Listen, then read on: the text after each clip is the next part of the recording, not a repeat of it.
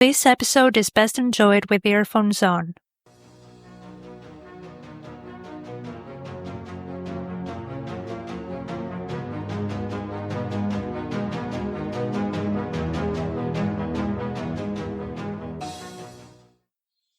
I swear it was here somewhere. Oh, here. Found it. This one. What is it? This is a book which will give us all the information we need about the Lady of the Plague. But there's nothing written in it. That's the point. What's that supposed to mean? Every story leaves a mark behind even when it is erased.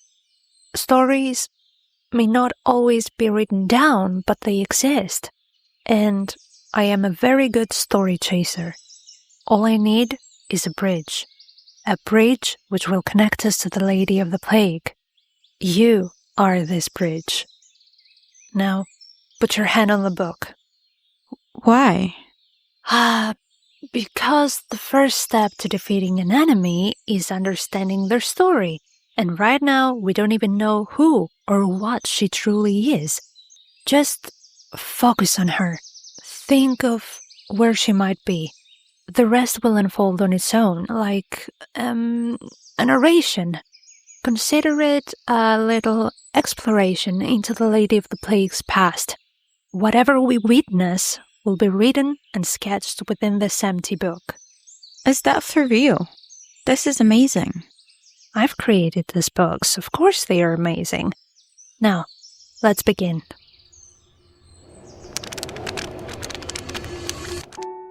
Far down within the deepest cave, the water swelled with death's decay. What stirs above with war and woe takes shape beneath in gloom below. The blood once shed by mortal hands ran through the earth, through stone and sand. It filled the pool where shadows crave, and turned the waters red and grave. From poison's womb, through grief and scorn, she rose in pain, fearful and alone. Her presence cast a dreadful gaze on people, life, and nature's face. She tried to speak, to make them see, but hate and fear consumed her plea. Forever the lamb for slaughter's use, the bearer cursed with bitter news. They called her plague, they named her sin, yet endings are where songs begin. For life held tight can never grow, and in decay true balance flows. The child must die, the goddess said. Either it's her or the grove instead. But who of gentle heart would slay a child, when a parent's vow is to guard the mild? And so the circle's fate was sealed. Decay would come, the grove defeat. Yet when the winter's grief has passed, spring will bloom through dust and ash. That cave. That's where she lives. That's where I traced her. Interesting. So, the Lady of the Plague is essentially a godborn from the decay left behind by war's bloodshed. And now she spreads that decay to others, so they suffer as he did. Perhaps. But the point is, she still resides in the place where she was born. It is said that for a god to truly die, they must fall where they first were born. So, if we kill her there, it is over. That's good. But... Yeah, there's always a but, isn't there? But while they remain in their birthplace, gods are at their strongest. It's a double-edged sword. Sionnach, I must ask, are you certain you want to do this? This isn't a quest. It's a death sentence. Killing a god isn't something mortals come back from. Lovette, As I move forward, I can't stop looking back. At first I thought it was a flaw, that I just couldn't let go. But I've come to realize it's not that simple. Maybe I keep looking back because something still waits for me there. Something unfinished. I've made peace with me. I know she will return one day, and I've accepted that it's beyond my control. I've made peace with Var too. He chose his path, and I respect that. I said what I needed to say, and I heard what I needed to hear. But my grove, my home, that's different. It's where I began. It follows me everywhere, no matter how hard I try to look away. So yes, it's hard, and yes, it's dangerous, but I can't move on unless I close this chapter too, whatever the cost is. And I know it's selfish to ask you to risk everything after all you've already... I'm with you, no matter what. I stood by you as you stood by me. You call it selfish, but I call it purpose. I know I'm a lost cause, Sionnach. I was banished from my world, and I'll never truly belong anywhere again. But that's exactly why I'll help you, no matter how dangerous it is. Because you're my friend, and I have nothing to lose anymore. And this world, it feels safe because you are in it. If you are not, then, what's the point? Do you still want to go back? I gave up on that a long time ago. That's not what I asked. Sionnach, it doesn't matter. It's been so long. I'd be a stranger there now anyway. Better to leave it as it is. Lovette, there's something I need to tell you. Not now. Focus. We've got to kill. And I need one more thing for that.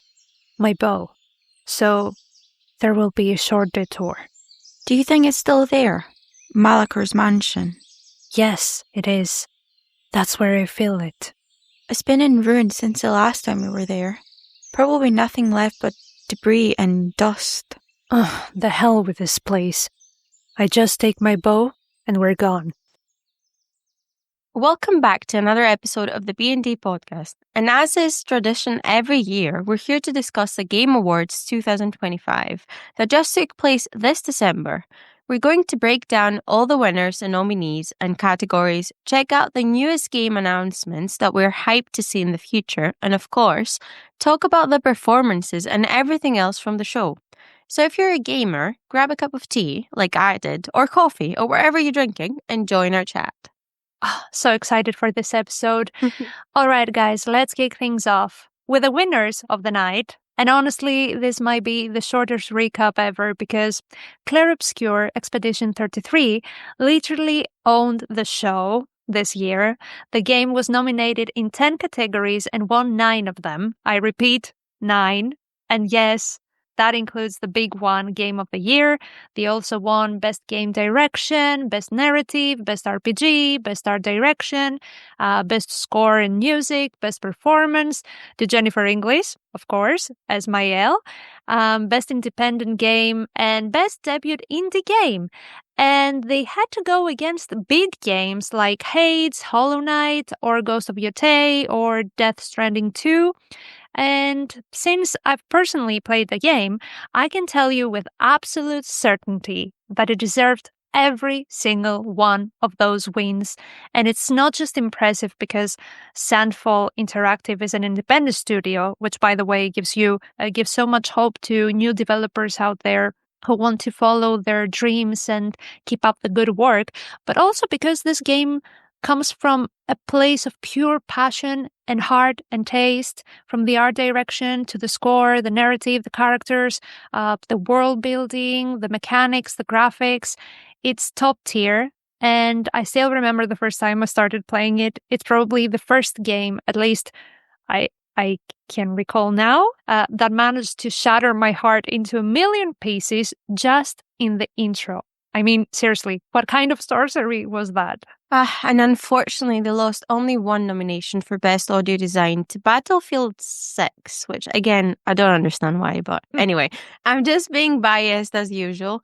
From what I've seen and heard, because I haven't played the game, especially from you, because you rarely shut up about games you're excited about, it looks très magnifique. Yes. I'm really excited to play it as soon as I finish Ghost of Tsushima, I promise. I'm also so proud of Jennifer English, since he's always been my favorite, and I cannot believe how down-to-earth she is in real life as well, even with how quickly famous she has become. God's favorite princess. Yeah, and the most interesting girl in the world. Of course. Also, we have to give huge credit to Doom, The Dark Ages, for taking home the Innovation and Accessibility Award. It's actually kind of poetic when you think about it, because it's such an aggressive, brutal, and chaotic game. Yet it is the one that is the most welcoming and inclusive for players with disabilities. ID Software really raised the bar with those customizable parry windows and the new audio cues. I just love seeing the industry move in that direction. So happy for the direction they take in the game community, to be fair. Everyone deserves to play games that they love and inspire them. So congratulations, Doom! And that leads us to the Games for Impact category. And there was only one game that truly owned the stage this year, South of Midnight. I think this was one of the most important wins of the night, because Compulsion Games didn't just make a cool action game with a stop-motion art style. They told a story about a generational trauma and the history of the Deep South that we rarely see in this medium. Awesome. And speaking of developers who actually care, we have to talk about best community support. And is anyone surprised? The crown went right back to the kings themselves, Baldur's Gate 3. It is 2026. This game has been out for over 3 years. And yet Larian Studios is still putting the rest of the industry to shame, because while other studios are trying to sell us £20 worth of skins or broken battle passes, Larian is out here dropping massive free updates, expanding the endings, and fully supporting the modding scene. They treat their community like partners and not just wallets. So winning this award again just proves one thing. You don't need a live service model to keep a game alive. You just need to respect your players. And that's why we have a total respect for Larian too. We do. Because from the Divinity games to the Baldur's Gate 3, they always pay attention and care to their players and work tirelessly, so well deserved. And then we have the Best Mobile Game category, and I am going to be honest with you, I did not see this coming. I thought for sure Withering Waves or Persona 5X had this, but no, the winner was Uma Musume. I haven't played this game. I don't know how it pronounced. Pretty Derby. I haven't played it, but I am so intrigued to download it so I can see for myself if it's worth the hype and the win. I saw the trailer. I wasn't really impressed, but congratulations to you. Yeah, you did well. It's a win. It's fine. It's subjective. A win is a win. Yes. Now, for the best VR AR award, Midnight Walk won. I have to say, I'm not a huge fan of VR games. I remember when we went and played together. Oh, my God. They're so overstimulating, but Midnight Walk deserves the praise from what I've seen, because I haven't played it. A handcrafted world with real clay. It's stop-motion animation. It feels like a tribute to Tim Burton's films in a way. The narrative is wordless and focused on memories and emotions, told through interactions with quirky characters and lore, which intensifies the eeriness of the game. So well done, Moonhood Studios. Well done. And next we have Best Action Game, which went for Hades 2. It was well-deserved too, in my opinion. I love Hades 2, and I think it was even better than Hades, the original Hades. I haven't played any of them, but maybe I should, because everyone is talking about the music of this game. Awesome. Then we've got Hollow Knight, Silksong, that won Best Action Adventure Game, marking a return for the beloved franchise. The sequel was widely described as polished, gorgeous, and meticulously crafted, and player reception confirmed that it more than lived up to the hype. Team Cherry clearly listened to feedback from the first game, refining its weaker points by offering quicker access to maps, improved fast travel, and a smoother overall experience. And it is always so refreshing to see a studio embracing criticism and striving to do better, making this a thoroughly well-deserved win for Team Cherry. Well done. Well, it deserved it over every massive AAA blockbuster in that category. I love the style and the gameplay and everything, but it is a game I cannot play ever. I don't have the patience and the skills, to be honest. It is so fast. I'm so slow for this game, but still. Anyway, what's next? Best fighting game was Fatal Fury, City of the Wolves, and best family game, Donkey Kong Bonanza. I love Donkey Kong. It reminds me of my childhood. So I am happy for them, even though I desperately wanted for Split Fiction to win this one.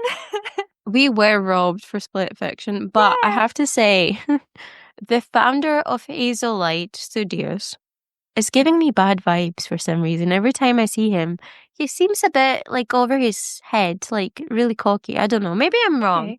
Okay. But anyway, the best simulation strategy game was Final Fantasy Tactics: The Ivalice Chronicles. It makes sense because it continues a strong legacy, building on the original Final Fantasy Tactics, a beloved cult classic, cited as one of the greatest games ever, apparently. I feel so bad now that I don't know this game. Well, we need to look into this, especially you, because you're such a hardcore Final Fantasy fan. The only Final Fantasy I'm looking forward to see an update soon is only the Final Fantasy VII Part 3. But anyway, I was so sad we had no news about it. I expected, I don't know, a trailer. I was expecting it as well because you were hyping me for it. And I'm like, well, I'm going to get so many recordings every day, so many voice notes about this when you're playing it, but it's not happening soon. And I follow the voice actors, and I know for sure that they have recorded their lines for the Part 3, so Stalker. Where is our game? Yeah, sorry for that. Please, continue. Our curators took home Best Multiplayer Game, with Embark Studios praised for the game's striking sci-fi setting and cooperative gameplay. The award highlighted the game's strong community focus and innovative approach to shared online experiences. And of course, my partner cannot stop talking about this game. Mario Kart World won Best Sports Racing Game. Nintendo has always dominated the racing genre, in my opinion. The game's blend of classic chaos and new mechanics made it a standout for players of all ages, so excited to try this one myself. Yeah, for sure. Mario Kart is amazing. And finally, the most anticipated game was Grand Theft Auto 6. Yes. I understand that the hype is real for this one and fans are unlimited and they are expecting this game like crazy. But for me, for us, Witcher will be the most anticipated game. Yes. So we can't wait to go back into this world. We cannot wait. All right, so that wraps up the awards, I think. If we forgot anything, you can let us know. Now let's move on to the game reveals. Honestly, there were just way too many announcements to fit them all into one episode, but we have picked out the ones that really caught our eye, the games that we are absolutely dying to get our hands on. So let's start with the one that I have loved for so many years, Diablo. The Diablo franchise never fails to impress with their amazing teaser trailers. Yes, the game might not be as good, but people at Blizzard know what they're doing with trailers. The Lord of Hatred expansion will arrive in April 2026, but you can pre-order it now. From the trailer, it looks like we're getting a heavier narrative focus and fresh gameplay systems. We're really looking forward to see it. I know Val is pretty excited for Diablo every time we have a new Diablo game out. Personally, I am not a Diablo player and not a fan of the game, to be honest, but Blizzard knows how to make a good trailer. A good WoW expansion? Well, that's another story, but the trailer was visually stunning, but what made it truly epic was the Paladin. It really actually made me think, okay, I might need to play a Paladin at some point? I don't know. It was so badass. Next, there is a name even I recognize from the old days, Mega Man. Capcom officially announced the next big chapter called Mega Man Dual Override. Now, from what I've gathered, fans have been waiting years for this, so it's basically Mega Man 12, and the dual override part seems to be the big mystery. People are theorizing that you might be able to swap between two different characters on the fly, which sounds like a total game changer for the series. I found it pretty interesting that it's not coming out until 2027, which marks the 40th anniversary of the whole franchise. And then we have the game that actually closed out the entire show, High Guard. It's a brand new game from the creators behind Apex Legends, and it's called a PvP raid shooter. You play as these wardens who are basically magical gunslingers fighting for control of a mythical continent, and the game looked really good. Very fast, with people riding mounts and flying between these massive floating fortresses. And it's actually launching this month, January 26, 2026, and it's going to be free to play. Well, that's good. We like a good bargain when it's free, especially. So we were also treated with a huge surprise from Crystal Dynamics, who revealed that they are developing not one, but two new Tomb Raider games, Tomb Raider Catalyst and Tomb Raider Legacy of Atlantis. I'm a huge Lara Croft fan, especially I have to say, don't judge me. I love the 2013 games. Like, those are my favorite, not the really old ones. Don't ask me why, I just loved playing them. I'm so excited to see what they have been working on. Also, we've got Resident Evil Requiem that was announced with a really scary trailer that leans towards psychological horror, our favorite. So it promises a slower and more atmospheric vibe than the rest of its franchise. We're not going to play it, but it's fine. Yeah. Scaredy cats here. Yeah. For the Tomb Raider games, the last time I remember myself playing the Tomb Raider was in PlayStation 2. So old. No, but you need to try the ones that came out like in 2013 or something like that. Really? Yeah, I loved them. They were so good. They were really, really good. Okay. The music, the landscapes, the voice acting, I just loved it. It's one of my favorites. Noted. I'll take a look at this later on. So, what's next? Oh, guys, if you're anything like me, the next game probably made you jump out of your chair, because I'm a massive Star Wars nerd. So seeing that Lucasfilm logo at the Game Awards usually got my heart racing, but this was different. So Star Wars Fate of the Old Republic was officially unveiled, and my jaw is still on the floor. And this isn't just another Star Wars game, but the spiritual successor to Knights of the Old Republic.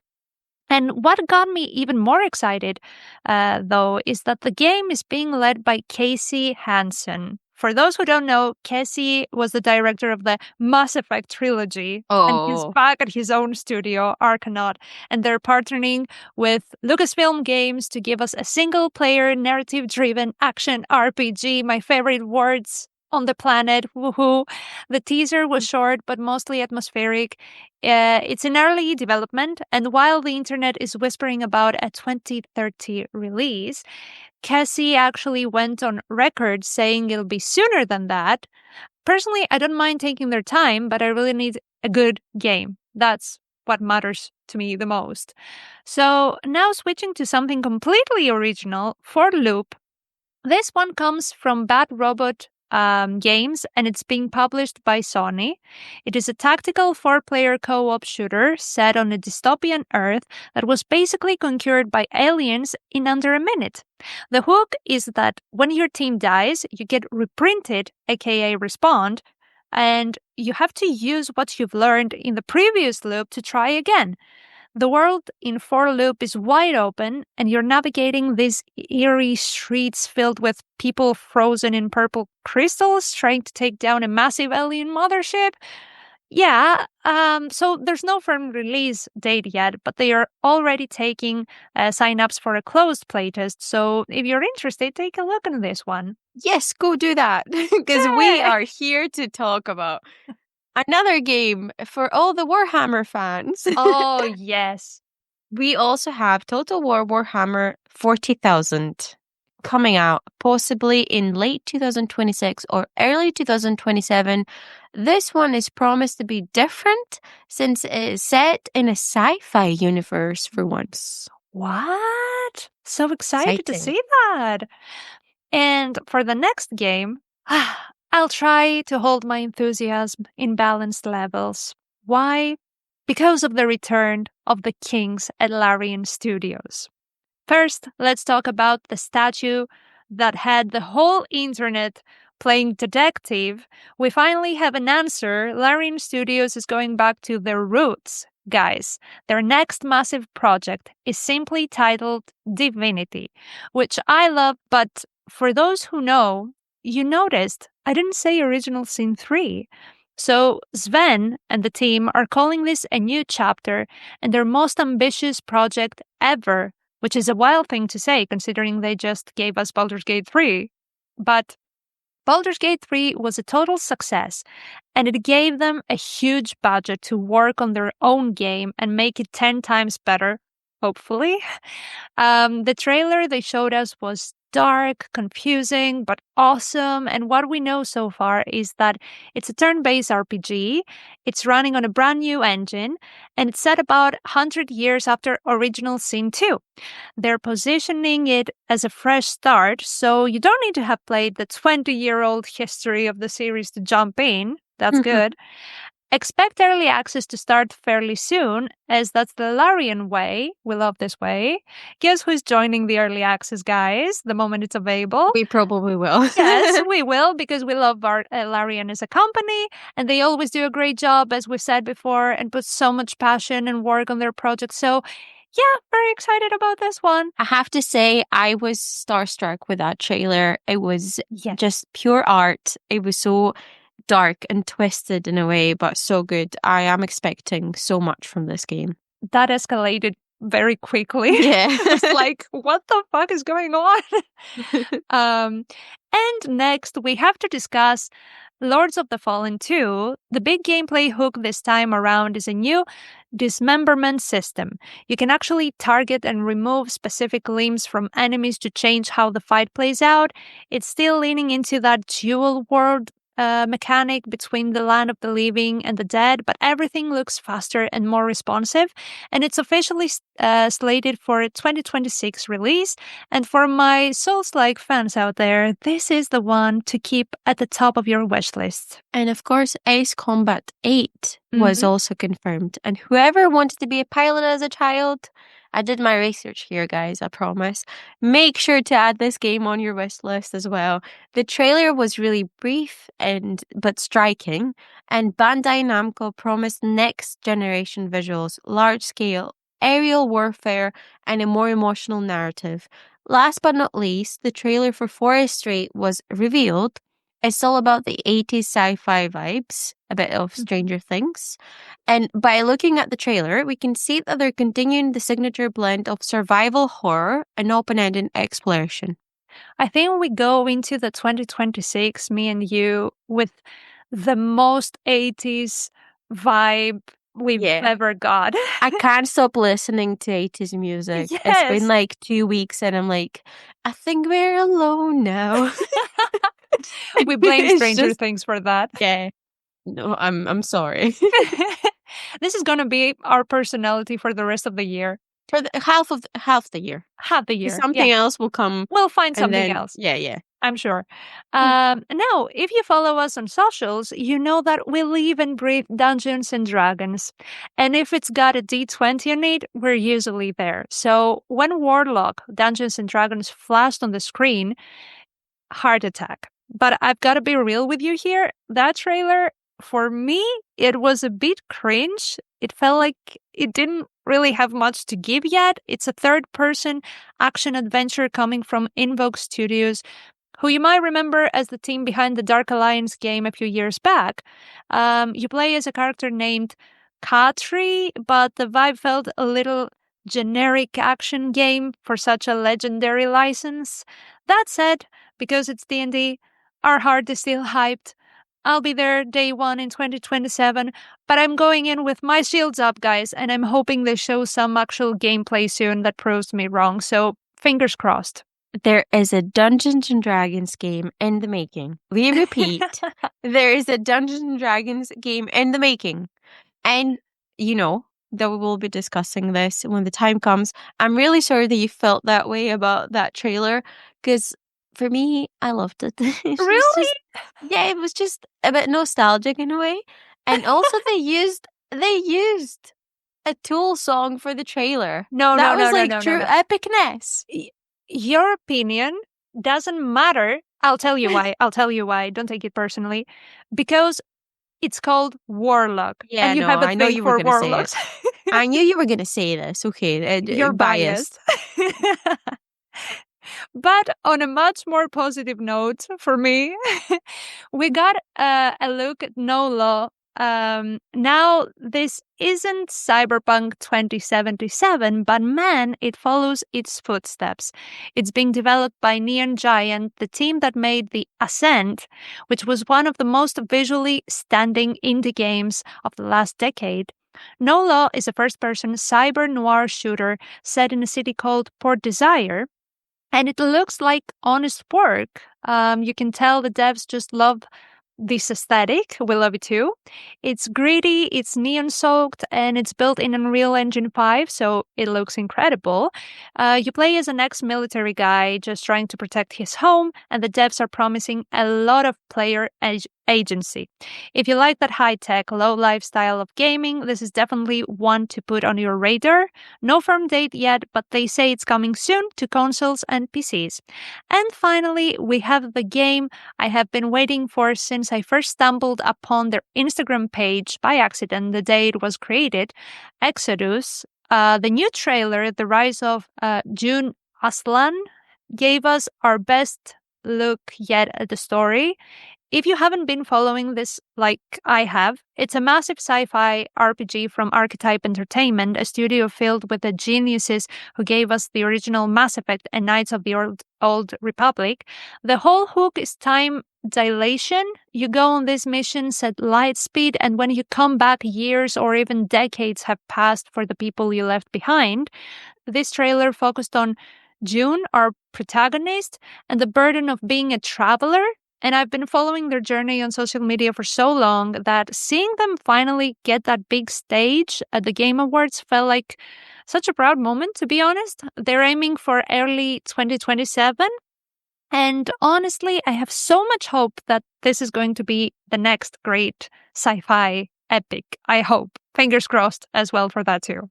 Fingers crossed. And finally, we've had the chance to listen to some good music during the show, but the best ones were Evanescence performing Afterlife from the Devil May Cry series. And finally, the winner of the night, Alice Duport-Percier. She performed Une vie à t'aimer from Clair Obscur Expedition 33. Expedition 33. Well, English and French. I know. They were really great. Yeah, I love the performances. They were amazing. And that concludes the Game Awards show for 2025 in less than 1 hour. Woohoo! Yeah, achievement unlocked.